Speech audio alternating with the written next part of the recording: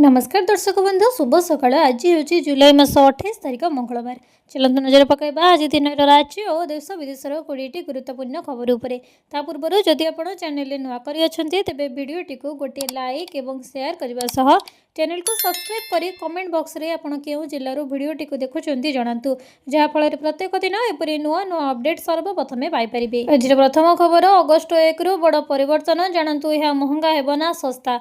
Iran America युद्ध जो LPG मूल्य में यथेष्ट वृद्धि घटी जुलाई मासरे मूल्य परिवर्तन होती तेणु अगस्ट में एलपीजी मूल्य में परिवर्तन आशा करे। ईरान और अमेरिका युद्ध मध्य साधारण जनता व्यापक मुद्रास्फीति सृष्टि करथिला। तेल और गैस समेत अनेक खाद्य सामग्रीर मूल्य निरंतर परिवर्तन रहिथिला। मे और जून मासरे निरंतर वृद्धि पर जुलाई प्रथम सप्ताह गैस सिलिंडर मूल्य संशोधन करा जायथिला। प्रकृत में आईओसीएल एचपीसीएल और भारत गैस भली राष्ट्रीय तैल कंपानी गुड़िक प्रति मासरे 1 तारिख में एलपीजी मूल्य संशोधन करती। यह संशोधन गुड़िक जुलाई में अर्थात जुलाई 1 तारिख में यह संशोधन पर अगस्ट 1 तारिख में मूल्य संशोधन तथापि मूल्य वृद्धि हेब कि ह्रास हेब ताहा वर्तमान स्पष्ट नुहे। मार्च रु जून पर्यंत मूल्य अनेक थर वृद्धि पाइथिला। केवल यह नुहे युद्ध जो हरमुज अवरोध एवं तेल गैस परिवहन को विपद में पकाउथिला जहाँफल भारत में गैस सिलिंडर अभाव देखा देइथिला। एही युद्ध समय सरकार प्रसंग में कठोर पदक्षेप नैथिले एवं गैस सिलिंडर वृद्धि करथिले। परवर्ती खबर सृष्टि है गभीर अवपात सु गर्जन कर माड़ी आसुची भीषण वर्षा। आज पूरा राज्य में प्रबल छेचिब वर्षा नहीं बड़ अपडेट। बंगोपसागर में सृष्टि होता अवपातर प्रभाव में आज पूरा राज्य में प्रबल अति प्रबल वर्षा होगा नहीं आशंका रही। 3 राज्य में भीषण वर्षा नहीं सतर्क कर आंचलिक पाणीपाग विभाग केन्द्र। सुंदरगढ़ केन्दुझर मयूरभंज यह 3टी जिले में रेड अलर्ट जारी कर 15टी जिला को ऑरेंज अलर्ट जारी करिछि पाणीपाग केन्द्र। से 15टी जिला है बरगढ़ झारसुगुड़ा संबलपुर सोनपुर देवगढ़ बौद्ध कंधमाल अनुगुल ढेंकानाल कटक जगतसिंहपुर जाजपुर केन्द्रापड़ा भद्रक और बालेश्वर। सेपटे बाकी 12टी जिले में येलो वार्निंग जारी कर आज राज्य में 20 सेमी पर्यंत भारी वर्षा हो पारे। 29 तारिख पर्यंत मत्स्यजीवी मानक समुद्र भीतर को जावाक बारण करा जायछि। जदि देखिबा उत्तर पश्चिम बंगोपसागर में सृष्टि है गभीर अवपात घनीभूत हो गभीर अवपात परिणत होइछि। परवर्ती खबर राशन कार्ड हजिगले कौन करेंगे जानतु यह किपरि फेरी पाइबे। राशन कार्ड केवल सुलभ खाद्यर एक उत्स भाव में काम करे नहीं बरं जरूरी परिचय पत्र भाव में कार्य करे। जदि आपण निज राशन कार्ड किंबा यार नंबर हजाई दियंती तेबे भयभीत हेबार कौनसी आवश्यकता नहीं। आपण आपणकर मोबाइल फोन व्यवहार करी एहाकु सहजरे पाई परिबे। ऑनलाइन ने आपणकर राशन कार्ड नंबर पाइबा पई आपणकर राशन कार्ड को आपणकर पंजीकृत मोबाइल नंबर किंबा परिचय पत्र सहित लिंक करबा को पड़िबो। एहा बिना डिजिटल रेकर्ड देखा संभव हेबो नहीं। स्टोर किंबा आप स्टोर को मेरा राशन आप डाउनलोड करंतु। आपण आप खोली सारबा परे आधार सीडिंग विकल्प उपरे क्लिक करंतु। आपणकर 12 विशिष्ट परिचय नंबर प्रवेश करंतु। आपणकर राशन कार्ड नंबर एवं संपूर्ण परिवार विवरणी स्क्रीन ने देखा देबो। आपणकर राज्य रे खाद्य एवं नागरिक जोगाण विभाग पोर्टल परिदर्शन करंतु। ई सेवा विभाग अधीन रे राशन कार्ड स्थिति चयन करंतु। आपणकर विवरणी प्रवेश करिबार सबमिट करंतु। एहा परे आपण निजर राशन कार्ड नंबर स्क्रीन ने देखिपारे।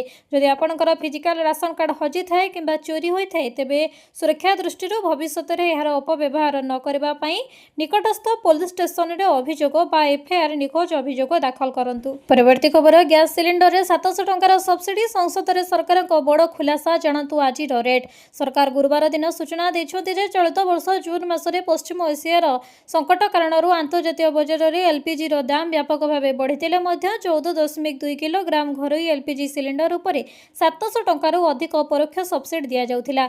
या फल ग्राहक मानक पई खुचरा दर सुलभ रहिथिला। संसद रे पेट्रोलियम और प्राकृतिक गैस राज्य मंत्री सुरेश गोपी कहिसंति जे अंतर्जातीय बजार रे गैस दर बहुत बढ़िथिले मध्य सरकार यार भार साधारण लोकंक उपरे पड़वा को देई नाहंते। सिलिंडर प्रकृत दाम केते विश्व स्तरीय अनिश्चितता और भू राजनैतिक उत्तेजना मध्य 14.2 किलोग्राम घरोई एलपीजी सिलिंडर रो प्रकृत मूल्य 1600 टंकार अधिक हो जाइछि। किंतु उपभोक्ता माने एही सिलिंडर को मात्र 942 टंकार पाउछंती। अर्थात मूल्यर तफात को पूरण करबा पई सरकार और सरकारी तैल कंपानी गुड़िक प्रति सिलिंडर 700 टंकार अधिक क्षति बहन करती जहा द्वारा साधारण परिवारंकर घरोई बजेट उपरे अतिरिक्त चाप न पड़ू। परवर्ती खबर पीएम किसान योजना को नहीं आसिला बड़ अपडेट। एही कृषकंकर अटकी पारे परवर्ती किस्ती टंका। या पूर्व जानि रखंतु बड़ कारण प्रधानमंत्री किसान सम्मान निधि योजना माध्यम देश में कोटी कोटी कृषकों को सरकार पक्षर प्रतिवर्ष 6000 टंकार आर्थिक सहायता दि जाए। यह राशि 2000 टंकार 3टी किस्ती सीधा सड़क कृषकों बैंक अकाउंट को पठा जाए, जहाँ खूब शीघ्र जारी होगा जाऊँगी। किंतु ध्यान देवार कथा है 24तम किस्तीर लाभ समस्त कृषकों को मिल नहीं। जदि आप एपर्यंत निजर इकेवाईसी कराई ना तेज आपणकर 24तम किस्ती अटकी जापे। सरकार भूत लाभार्थी को रोकवा एवं केवल योग्य कृषकों को योजनार लाभ मिलवाई इकेवाईसी को समस्त कृषकों बाध्यतामूलक कर। किस्ती अटकबार द्वितीय बड़ कारण होची जमीर सत्यापन अर्थात लैंड सीडिंग। जदि आप पीएम किसान स्टाटस रे लैंड सीडिंग विकल्प आगे नो लिखाई तेज आप बुझंतु जे एथर आपण खाता को टंका ट्रांसफर हेबो नहीं। जदि आपणकर बैंक खाता सहित आधार सीडेड नहीं किंबा से डीबीटी सुविधा सक्रिय नहीं तेज आपणकर किस्ती अटकी पारे। से तुरंत निकट निजर पासबुक एवं आधार कार्ड नहीं बैंक को जातु एवं खातार एनपीसीएल सह लिंक कराई डीबीटी सुविधा सक्रिय करातु। यह द्वारा पीएम किसान योजनार टंका पाइबारे आउ असुविधा हेबो नहीं। परवर्ती खबर हठात कमिगला सुना रेट शीघ्र घर को नहीं आसतु सुना एबे केते रही दाम जानतु। अमेरिका और ईरान मध्य उत्तेजना लगी रही बड़ धरणर प्लान करुछंती अमेरिका राष्ट्रपति डोनाल्ड ट्रंप। यह सबू प्रभाव सुना और रूपा दाम उपरे पड़ी। सोमवार दिन सकाळे सुना दाम अहेतुक ह्रास पाई। रिपोर्ट अनुसार सोमवार दिन 24 क्यारेट विशिष्ट सुना दर 1,44,920 टंका रही। सेहीपरि 22 क्यारेट सुना दर 1,32,840 टंका रही। सेहीपरि 18 क्यारेट सुनार दर 1,08,690 टंका रही। अर्थात 24 क्यारेट विशिष्ट सुनार दाम 1,250 टंका कमी बेले 22 क्यारेट सुनार दाम 1,150 टंका ह्रास पाई। विशेषज्ञों कहवा अनुसार युद्धर प्रभाव सुना दर उपरे पड़ुछि। युद्ध आरंभ होला परे सुनार दाम लगातार खसीथिला, एबे पुणी यह खसिबा आरंभ करिछि। तेबे चेन्नई रे 24 क्यारेट विशिष्ट सुनार दाम 1,45,080 टंका रही। परवर्ती खबर प्रत्येक ग्रामीण परिवार को 125 दिन श्रम भित्तिक निश्चिंत रोजगार प्रदान करा जिवो। प्रत्येक ग्रामीण परिवार को 125 दिन श्रम भित्तिक निश्चिंत रोजगार प्रदान करा जिवो। विकसित भारत ग्रामीण ग्यारंटी फॉर रोजगार और आजीविका मिशन VB रामजी प्रस्तुत बंटन हेबा पर्यंत योग्य परिवार को अंतरीण ग्रामीण रोजगार ग्यारंटी कार्ड प्रदान करा जिवो। एने पंचायती राज और पानीय जल विभाग पक्षर समस्त जिलापाल, जिला कार्यक्रम संयोजक, जिला परिषदर मुख्य उन्नयनकारी और ब्लॉकर कार्यनिर्वाही अधिकारी को निर्देश जारी करा जायछि। विभाग स्पष्ट करिछि जे जेउ जॉब कार्ड धारी माने निजर इकेवाईसी प्रक्रिया संपूर्ण करिसंती सेमानकर जॉब कार्ड वैध भावे गणा जिवो। ए प्रक्रिया माध्यम रे प्रकृत हिताधिकारींकर परिचय सत्यापन करा जिबा सह योजना रे स्वच्छता आसीबो बोली सरकार आशा करुछंती। सेहिपरि जेउ कार्ड धारींकर इकेवाईसी प्रक्रिया ए पर्यंत बाकी रहिछि सेमानकु शीघ्र करबाकू निर्देश दिया जायछि। परवर्ती खबर आधार कार्ड रे 6टी अपडेट कराई नियंतु नचेत एही सरकारी सुविधार वंचित हेबे।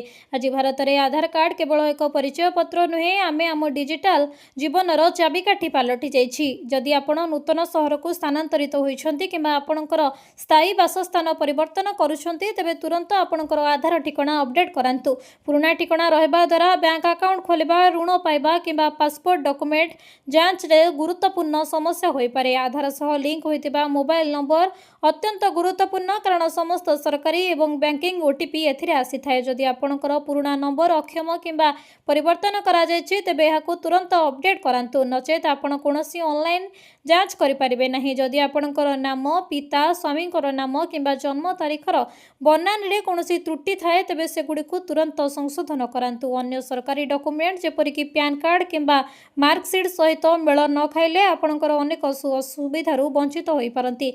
पिलामानक पई 5 वर्षरू कम बयस बा आधार तैयारी करबा परे 15 वर्ष बयस रे पुनर्बार सेमानकर बायोमेट्रिक्स अपडेट कराइबा बाध्यतामूलक। प्रति 10 वर्ष रे अति कम रे थरे बायोमेट्रिक तथ्य को रिफ्रेशिंग अपडेट कराइबा उचित। परवर्ती खबर आधार संजोग बिना मिलिबनी भत्ता 3.35 लाख हिताधिकारींकर आधार बैंक संजोग बाकी। तुरंत पदक्षेप नेबाकू जिलापाल मानकू निर्देश। बैंक अकाउंट रे आधार संजोग नथिले मिलिबनी भत्ता।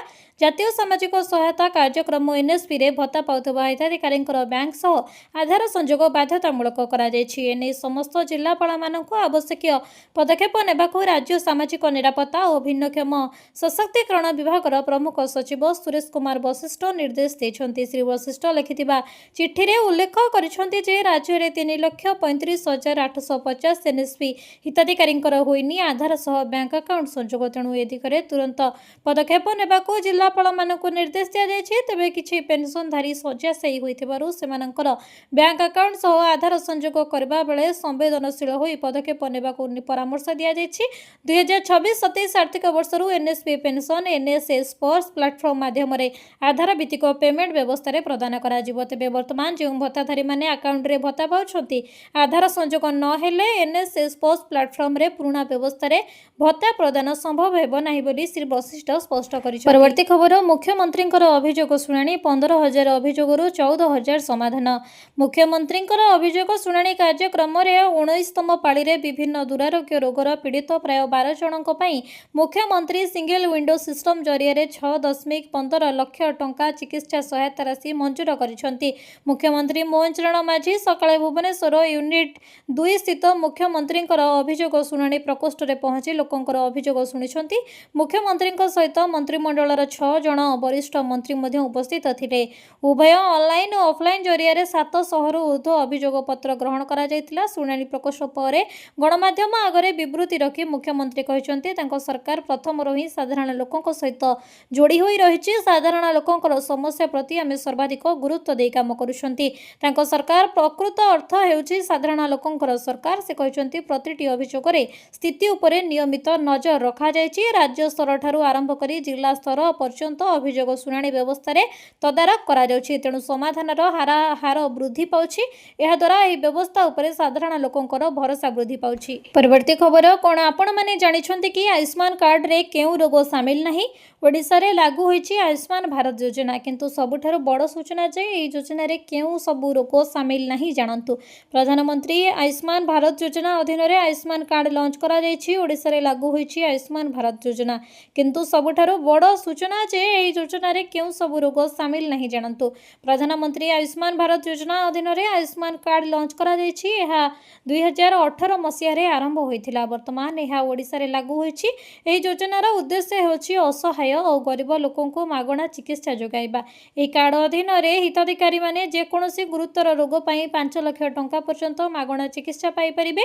तथापि किछि हॉस्पिटल संबंधी चिकित्सा एही कार्ड अधीन रे अंतर्भुक्त नुहे। जदि हिताधिकारी रो एपरि कोनोसी रोग अछि जहा चिकित्सा ओपीडी रे करा जाय परिबो, एथि पई तांकु डाक्तरखाना रे भर्ती हेबार आवश्यकता नाही। एपरि परिस्थिति रे बीमा कवरेज उपलब्ध हेबो नाही। घरोई ओपीडी मध्य बीमा कवरेज अंतर्भुक्त नुहे। परवर्ती खबर सीएम किसान हिताधिकारी मानक पई बड़ सूचना। सीएम किसान योजना रे बाध्यतामूलक आवश्यकता गुरिक पूरण न करिथिबा हिताधिकारी मानक निमंते गुरुत्वपूर्ण सूचना जारी कले राज्य सरकार।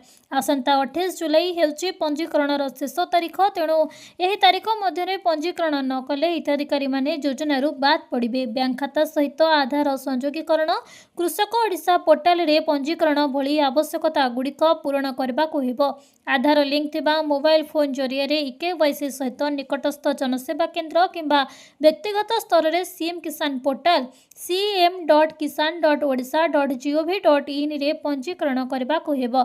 अधिक सूचना पई ब्लॉक कृषि अधिकारी कार्यालय किंबा कृषि समृद्धि हेल्पलाइन नंबर जहाँ 155333 यही नंबर रे जोगाजोग करी संपूर्ण विवरणी जानि परिबे। परवर्ती खबर पाठ्यपुस्तक त्रुटि को नहीं तेजिला राजनीति। गणशिक्षा मंत्री इस्तफा मागिले नवीन। पाठ्यपुस्तक त्रुटि प्रसंग को नहीं ओडिशा राजनीति में बढ़ी ताती। विरोधी दल नेता तथा बीजेडी सुप्रीमो नवीन पट्टनायक राज्यर स्कूल और गणशिक्षा मंत्री इस्तफा दाबी करिसेंति। नवीन कहिसेंति पाठ्यपुस्तक अनेक गुरुतर त्रुटि रही और यह सरकार नैतिक दायित्व नेबा उचित। केंद्र शिक्षा मंत्री धर्मेंद्र प्रधान परी इस्तफा दे एक उदाहरण सृष्टि करने को से आह्वान देइछंति। एही प्रसंग में बीजेडी पक्षर गत 3 सप्ताह धरी लगातार दाबी होई आसिथिबा बेले आज दिन 12:15 रे नवीन निवास रे एक गुरुत्वपूर्ण बैठक डाकिछंती बीजेडी सुप्रीमो। एही बैठक रे दलर वरिष्ठ नेता और विधायक माने जोग देई परवर्ती रणनीति उपरे आलोचना करिवे। अन्यपटे नवीनकर अभियोगर कड़ा जवाब देछि बीजेपी। दल कहिछि नवीन पट्टनायक नीति और नैतिकार पाठ न पढ़ांतु। पाठ्यपुस्तक विवाद को नहीं एबे राज्य राजनीति सरगम रे होइतिबा बेले एही प्रसंग आगो को केउ मोड़ नेउछि ताहा उपरे ସମସ୍ତଙ୍କର ନଜର ରହିଛି। ପରବର୍ତ୍ତୀ ଖବର ଏଲପିଜି ସବସିଡି ଉପରେ ସରକାରଙ୍କ ବଡ଼ ନିଷ୍ପତ୍ତି। ଏବେ କେବଳ ଗରିବ ପରିବାରଙ୍କୁ ମିଳିବ ଲାଭ। ଫୋନକୁ ପଠାଯାଉଛି ଆଲର୍ଟ। ଘରେ ଏଲପିଜି ସିଲିଣ୍ଡର ବ୍ୟବହାର କରୁଥିବା ଲୋକଙ୍କ ପାଇଁ ଏକ ଗୁରୁତ୍ୱପୂର୍ଣ୍ଣ ଖବର ସାମ୍ନାକୁ ଆସିଛି। କେନ୍ଦ୍ର ସରକାର ଏଲପିଜି ଗ୍ରାହକମାନଙ୍କୁ ସବସିଡି ପାଇଁ ସେମାନଙ୍କର ଯୋଗ୍ୟତା ବିଷୟରେ ଏସଏମଏସ୍ ଆଲର୍ଟ ପଠାଇବା ଆରମ୍ଭ କରିଛନ୍ତି।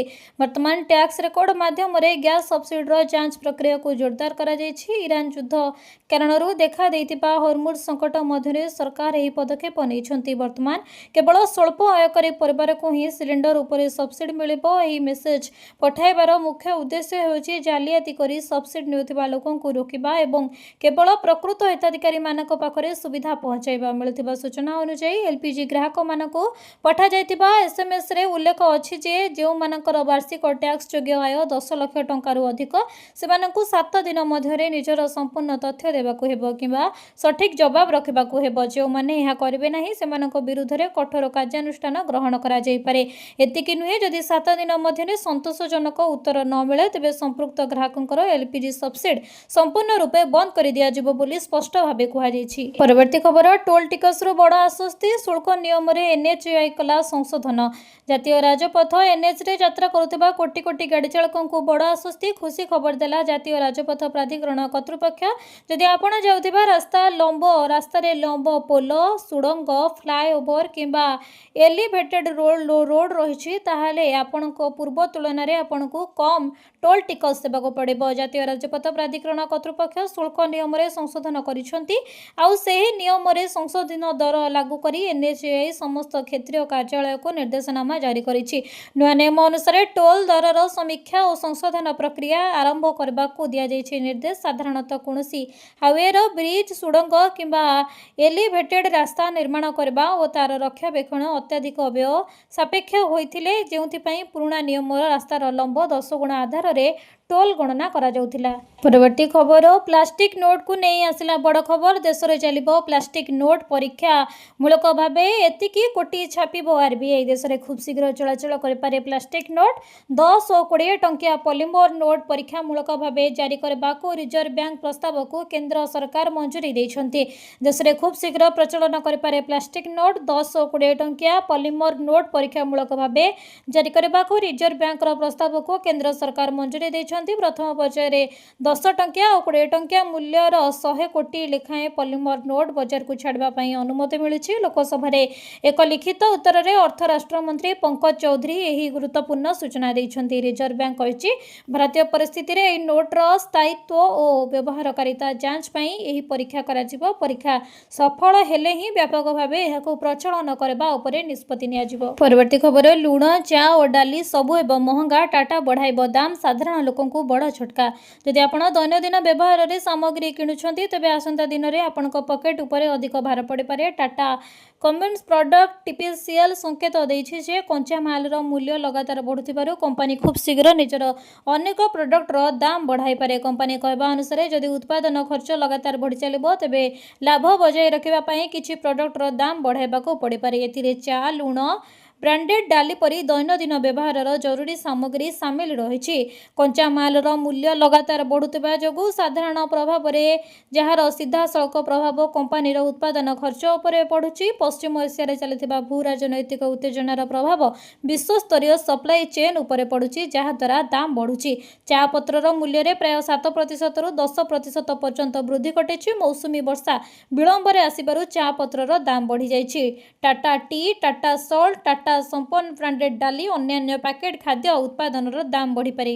ପରବର୍ତ୍ତୀ ଖବର ଏନର୍ଜି ଡ୍ରିଙ୍କ ଶବ୍ଦ ଉପରେ କଟକଣା। ଏଫ୍ଏସ୍ଏସ୍ଏଆଇର ବଡ଼ ନିଷ୍ପତ୍ତି। ପେପ୍ସି, ରେଡବୁଲ୍, ମୁନଷ୍ଟଲ୍, ହେଲ୍, ରିଲାଏନ୍ସ ଭଳି ବଡ଼ ବଡ଼ ବ୍ରାଣ୍ଡେଡ୍ଗୁଡ଼ିକୁ ଏଫ୍ଏସ୍ଏସ୍ଏଆଇ ଝଟକା। ପାନୀୟ ବୋତଲରୁ ଏନର୍ଜି ଡ୍ରିଙ୍କ ଲେବୁଲ୍ ହଟାଇବା ପାଇଁ ଦିଆଯାଇଛି 90 ଦିନର ମହଲତ। ତେବେ ପୁଣି ଆସିଲା ବଡ଼ ଖବର। ଭାରତୀୟ ଖାଦ୍ୟ ସୁରକ୍ଷା ଓ ମାନକ ପ୍ରାଧିକରଣ ଏଫ୍ଏସ୍ଏସ୍ଏଆଇ ସ୍ପଷ୍ଟ କରିଛି ଯେ ଭାରତରେ ଏନର୍ଜି ଡ୍ରିଙ୍କ ପାଇଁ କୌଣସି ନିର୍ଦ୍ଦିଷ୍ଟ ମାନଦଣ୍ଡ ନାହିଁ। ଶରୀର ଓ ମନକୁ ଫ୍ରେଶ୍ କରେ କିମ୍ବା ଦୁର୍ବଳତା ଦୂର କରେ ଭଳି ଦାବି ଗ୍ରାହକଙ୍କୁ ଭ୍ରମିତ କରୁଥିବାରୁ ଏହାକୁ ବ୍ୟାନ୍ କରାଯାଇଛି।